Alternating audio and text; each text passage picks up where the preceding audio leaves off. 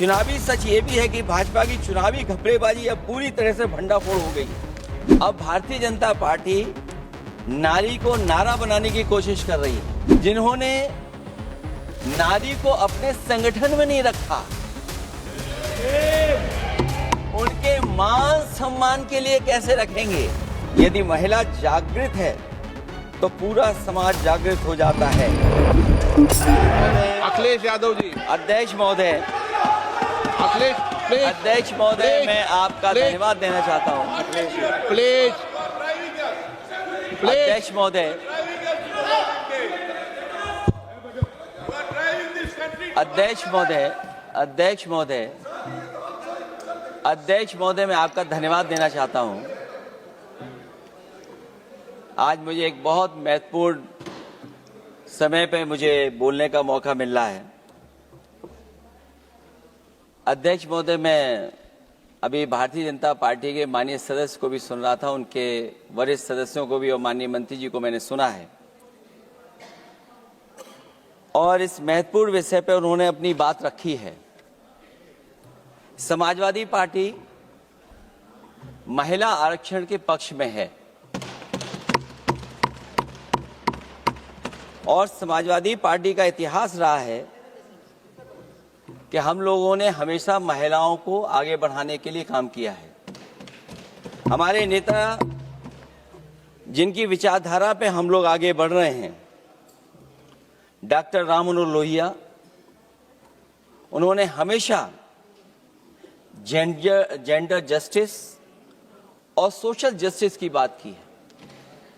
हम समाजवादी लोग gender justice और सोशल जस्टिस के पक्ष में हैं और महिलाओं का आरक्षण 33% हो उसके भी पक्ष में हम लोग बोल रहे हैं। और ये लड़ाई हमारी निरंतर चल रही है और कहीं न कहीं आरक्षण हमारी पीढ़ी के आह्वान को और मजबूत कर रहा है। लेकिन जिस तरह की बातें हमें सुनने को मिल रही हैं, अब भारतीय जनता पार्टी नारी को नारा बनाने की कोशिश कर रही है।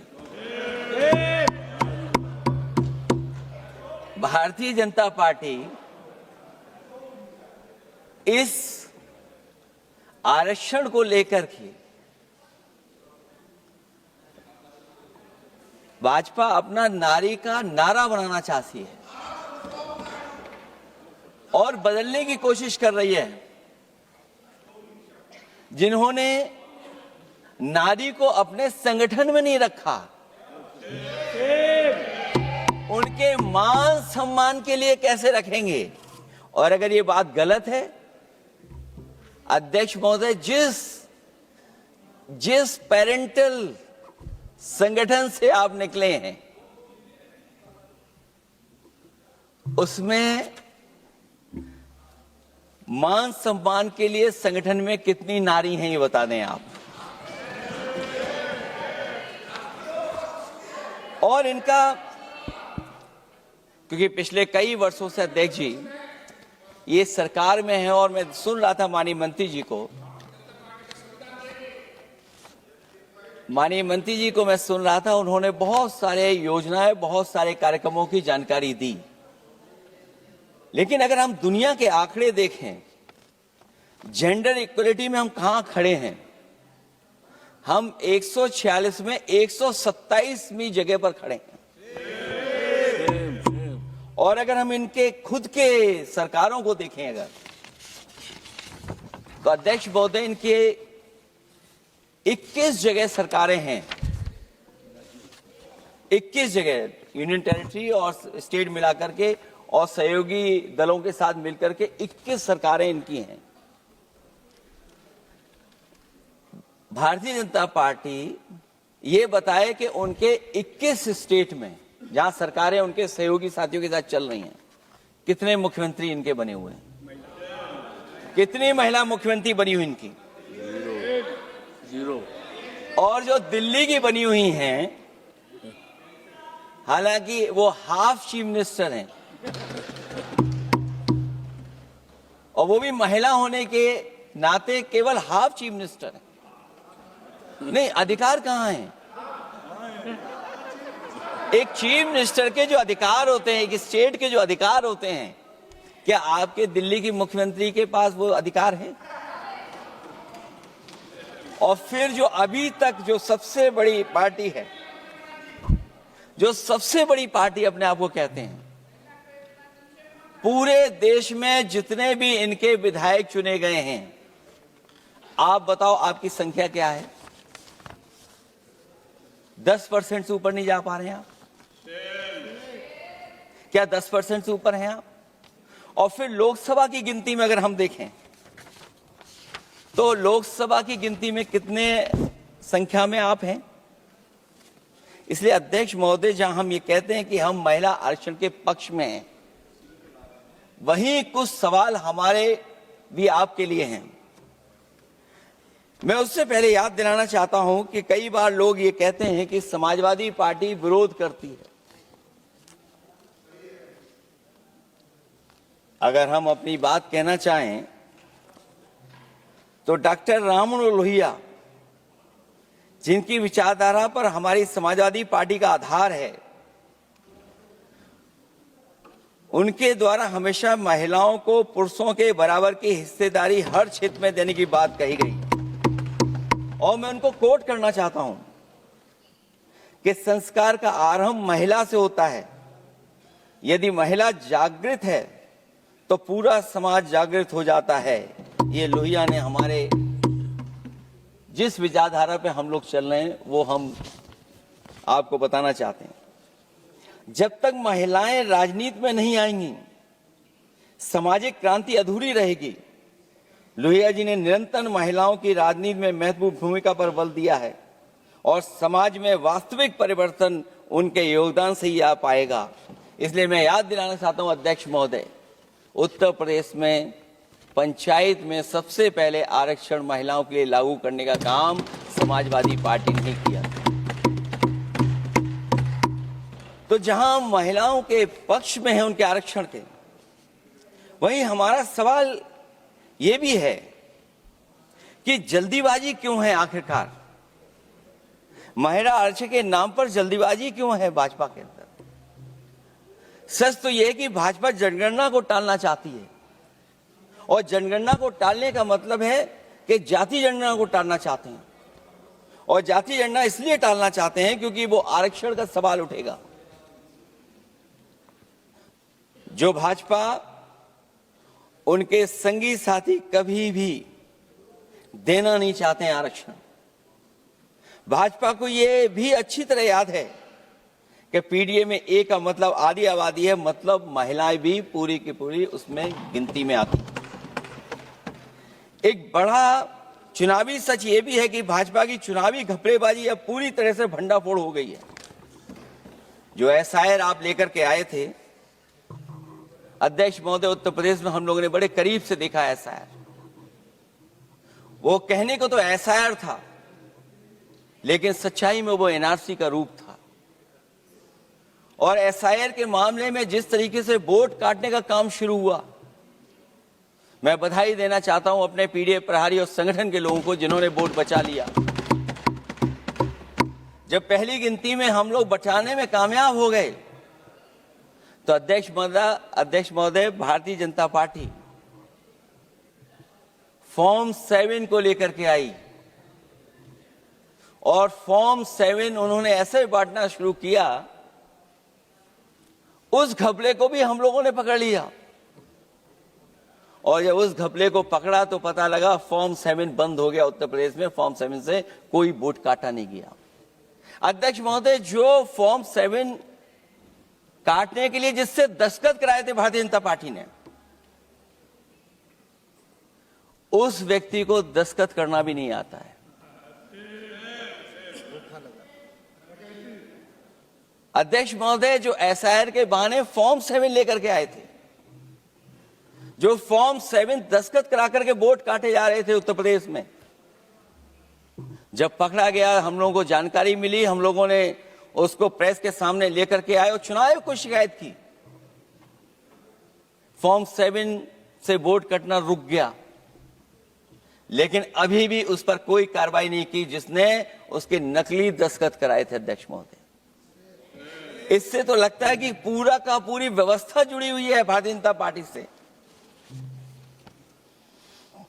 और धीरे धीरे जो भारतीय जनता पार्टी की सरकार चली है, हेरा फेरी हम लोग पकड़ लिए, भाजपा की कलई खुल गई और उसके समर्थक और वोटरों का आकाल पड़ने लगा तब भाजपा निराशा के इस दौर में उभरने के लिए बिल लेकर के आ रही है। ये भारतीय जनता पार्टी का जो वोट कम हो रहा है, असली लक्ष्य अध्यक्ष महोदय वोट है, सत्ता में रहना है, इसलिए आरक्षण को लेकर के आए हैं। भाजपा की यही राजनीतिक चाल रहती है। जब पुराने लोग ये समझ जाते हैं कि भाजपा किसी की सगी नहीं है, तो हर बार भाजपा कुछ नए लोगों को अपने लुभाने जुमलों में फंसाती है। इस बार भाजपा महिलाओं को लेकर ये पुरानी चाल चल रही है, लेकिन सफल नहीं होगी, क्योंकि सबसे ज्यादा दुखी तो महिलाएं ही हैं।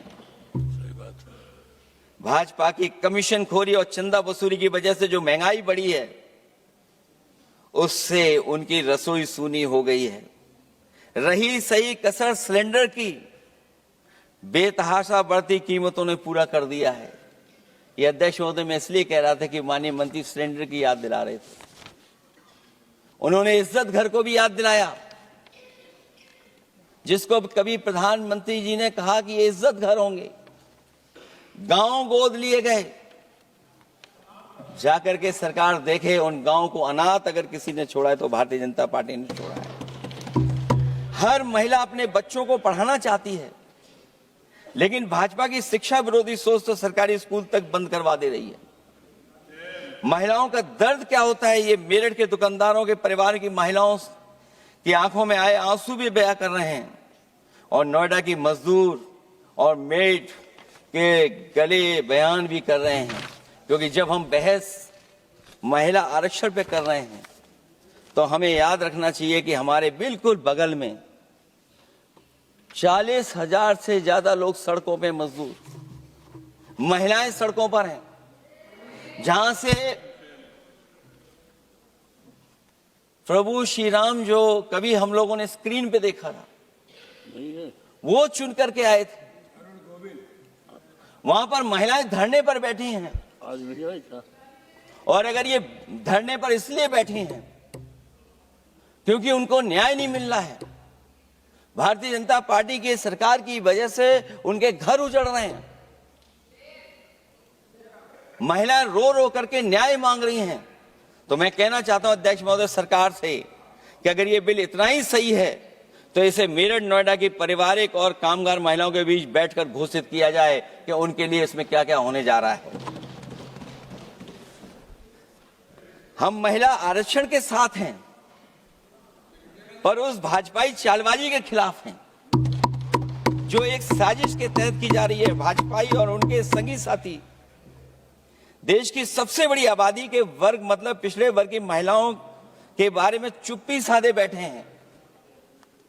ये बात अध्यक्ष जी समझ में नहीं आ रहा है, क्योंकि जब हम लोग प्रधानमंत्री जी को सुनते थे तो वो ये कहते थे कि हम पिछड़े वर्ग से आते हैं, हम आप जैसे ही हैं, पिछड़े हैं। लेकिन जब आरक्षण की बात हो रही है तो पिछड़ों की संख्या इसमें कितनी है, हमें उम्मीद है कि सरकार इस पर जरूर बात अपनी रखेगी। ये संशोधन के नाम पर जो जल्दीबाजी दिखा रहे हैं, दरअसल उसके पीछे भाजपाइयों की मंशा है कि जनगणना न करनी पड़े, क्योंकि अगर जनगणना करनी पड़ेगी तो जातिवार आंकड़े भी देने पड़ेंगे और जातिवार आरक्षण भी। ये भाजपा का एक बहुत बड़ा षड्यंत्र है, जिसमें जनगणना आधारित परसीमन को नकार कर पिछड़ों का अधिकार लूटा जा रहा है। ये लोकतंत्र के खिलाफ खुफिया लोगों की गुप्त योजना है, जो अब तक स्वीकार नहीं, जब तक प्रक्रिया के साथ हम लोग स्वीकार कभी नहीं कर सकते, जब तक इसका लागू करने का तरीका ठीक ना हो। अगर पिछड़ों की आबादी कम से कम अगर हम गिन लें कि 70%, 80% से ज्यादा है, अध्यक्ष महोदय अगर हम उनको 66% मान लें, तो इनकी आबादी कम से कम पिछड़ों की 33% होगी, आधी आबादी। की जनसंख्या, जिनके हक की बात तो है ही नहीं इसके अंदर। इसका मतलब यह हुआ कि पिछड़े वर्ग की 33% महिलाएं, उनको हक देना नहीं चाहते ये लोग, हक उनका छीनना चाहते हैं। और फिर जो डिलिमिटेशन का साथ साथ लेकर के आए हैं, ये डिलिमिटेशन क्या है अध्यक्ष महोदय? ये डिलिमिटेशन है कि इलेक्टोरल मैप को बदलते हैं। हमारे पूर्व में कांग्रेस के सदस्य ने ठीक कहा है कि जब डिलिमिटेशन की बारी आई तो इन्होंने पूरी रणनीति बना करके कि किस तरीके से लोकसभाओं के क्षेत्र बनाए जाएं, क्षेत्र कैसे बने जिससे कि उन्हीं को पॉलिटिकल लाभ मिले, वो हम लोगों ने आसाम में भी देखा और जम्मू कश्मीर में भी देखा है। इसलिए हम चाहते हैं कि पहले जनगणना हो और जनगणना जब आंकड़े सही आ जाएंगे अध्यक्ष महोदय, तब जाकर के डिलिमिटेशन ठीक होगा। और अगर आंकड़े ही ठीक नहीं हैं तो फिर आरक्षण कैसे ठीक होगा? क्योंकि आरक्षण का आधार ही हमारा जनसंख्या पर है। कहीं ऐसा तो नहीं कि आधी आबादी में ये मुस्लिम को भी ना गिनते हो, मुस्लिम महिलाओं को।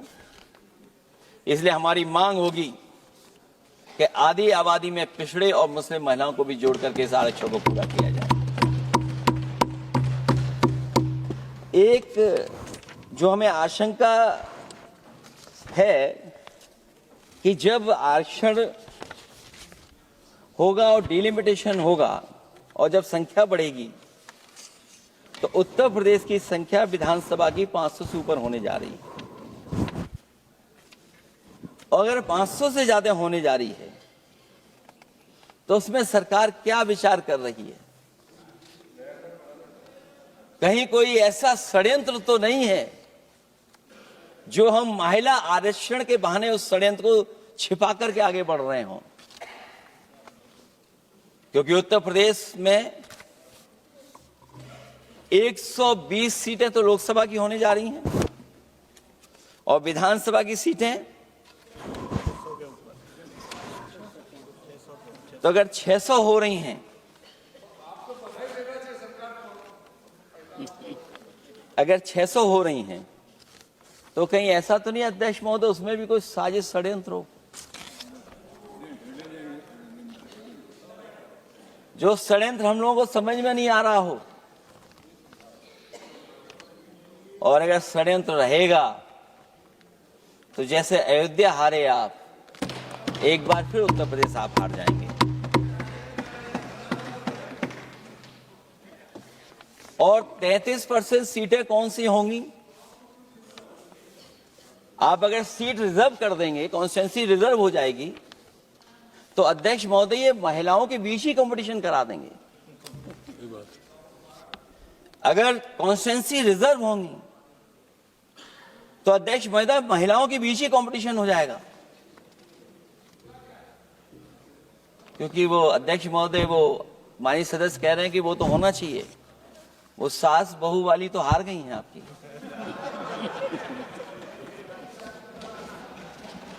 तो अगर पार्टी को ये मौका मिलेगा तो न केवल कंपटीशन से हम बच सकते हैं बल्कि संख्या महिलाओं की लड़ने की ज्यादा होगी। ये महिलाओं को ज्यादा नहीं लड़ने देना चाहते हैं चुनाव, इसलिए कॉन्स्टिट्यूंसीज को रिजर्व कर रहे हैं। अध्यक्ष महोदय हमारा पक्ष है, हमारी मांग है कि ये जो लागू हो आरक्षण वो पार्टी को मौका मिले, पार्टी लड़ाए उनको, पार्टी संख्या तय करे। इसके साथ साथ जो रोटेशन वाला है इशू, स्वाभाविक है कि जब हम एक क्षेत्र से लड़ते हैं अध्यक्ष महोदय तो एक भावनात्मक अटैचमेंट बनता है वोटरों के बीच में। और अगर ये रोटेशन का मामला होगा तो अध्यक्ष महोदय कोई भी अपने क्षेत्र में बहुत ज्यादा भावनात्मक लगाव नहीं रखेगा क्षेत्र की जनता से। तो अगला क्षेत्र की सोचने लगेगा कि अगला क्षेत्र हमारा क्या होगा। इसलिए हम इसके भी खिलाफ अध्यक्ष महोदय कि रोटेशन नहीं हो, हम रोटेशन की प्रणाली के खिलाफ हैं, इसके पक्ष में हम लोग नहीं हो सकते।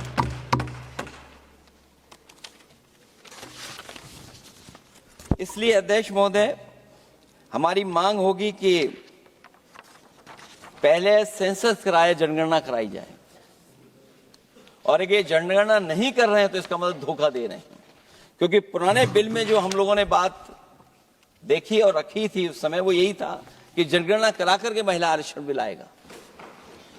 लेकिन ये लोग 2011 का लेकर के आ रहे हैं। इसका मतलब इनकी पूरी तैयारी है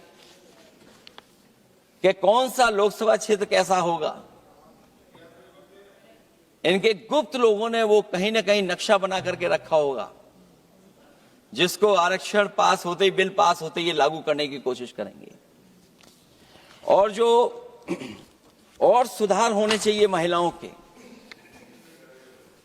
जो सुधार होने चाहिए उन सुधारों पे इसमें बिल में कोई विशेष योजना या विशेष बात नहीं हो रही है। बिना उनके लिए लाभ पहुंचाए, सशक्तिकरण किए, शायद हम पूरा उनको हक नहीं दे पाएंगे। मैं अध्यक्ष महोदय आपसे यही निवेदन और अपील करूंगा कि पिछड़ों को, माइनॉरिटी को, खासकर मुस्लिम महिलाओं को आरक्षण दिया जाए।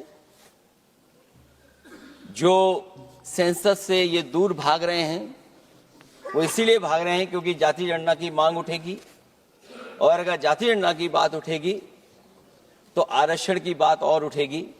हमें उम्मीद है कि हम लोगों की बात मान करके सरकार उस पर विचार जरूर करेगी। जब हम आरक्षण देना चाहते हैं तो बिना पिछड़ा, बिना मुसलमानों के शायद हमारा जो लक्ष्य है महिला आरक्षण का वो पूरा नहीं होगा। इन्हीं शब्दों के साथ आप सबका बहुत बहुत धन्यवाद।